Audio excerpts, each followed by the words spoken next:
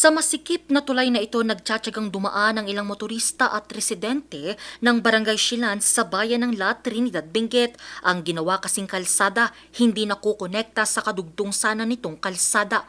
Pagdudugtungin sana nito ang Sitio Balucas at Sabdang.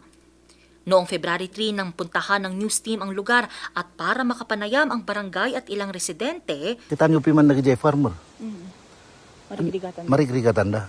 Jay kapanda galati usaran da iti balbalay. Jay pamilyada nga panag-eskwela. Agra-round da pa lang nguminati pasay. Ayon sa kontraktor ng proyekto, nasa phase 1 pa lang ang nagawa dahil umano sa kakulangan ng pondo. Dahil na rin sa kawalan ng aksyon dito ng DPWH, ang mga residente na ang nagbayanihan para maikonekta ang kalsada. Matapos ang 2 linggo, ito na ang itsura nito.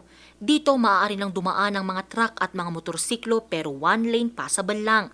Dito yung nga kalsada, aside iti alternate route, in case nga dati emergency, dito iti shortcut nga apan mo lang iti sentro. No malpas dito kuma ay tatapay lang madama pa lang ako, marigatan pa lang ti farmer. Kasala dito nga may nga kaya ti may sa isong kailangan nga adu kami nga tinulong ako mang trabaho. Bagamat halos patapos na, kailangan daw nilang magmadali para hindi maabutan ng tag-ulan.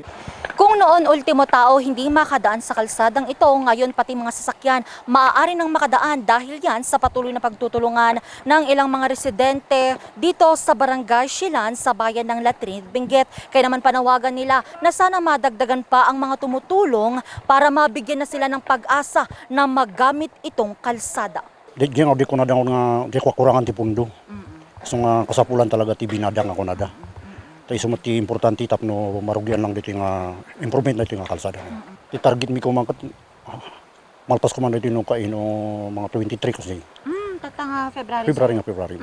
Ang kanilang pagkakaisa at pagtutulungan, patunay lamang daw na hindi dapat natutulog ang solusyon sa mga taong gising ang ambisyon.